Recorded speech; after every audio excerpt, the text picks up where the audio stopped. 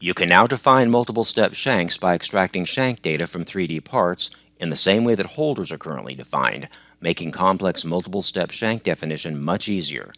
You can also save and retrieve the shank in its own individual shank library, or save and retrieve it with the tool to the tool library, avoiding redundant shank definition and making shank management easier. Displayed here is a solid body, from which we will extract the step parameters to create a new shank.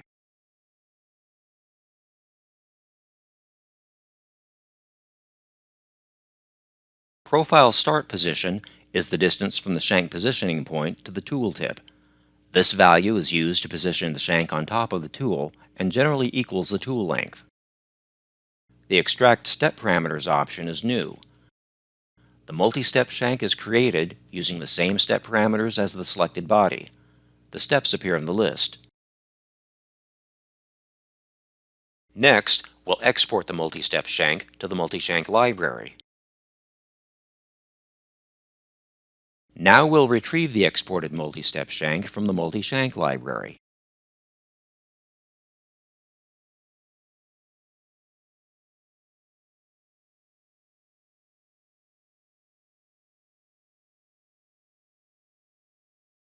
The shank we created and exported to the multi-shank library has been retrieved and used with the chamfer mill tool.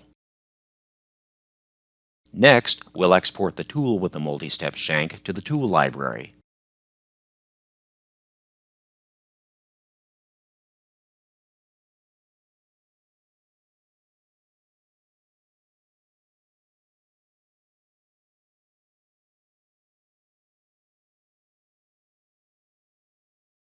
Lastly, we'll retrieve the tool from the multi-step shank from the tool library.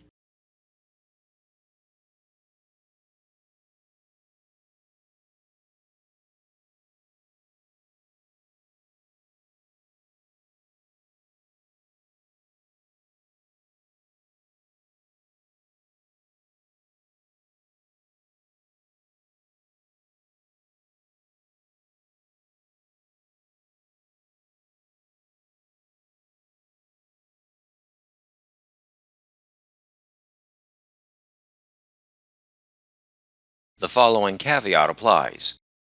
Extracting step data from 3D models only supports extracting data from one part. It does not support extracting data from multiple parts.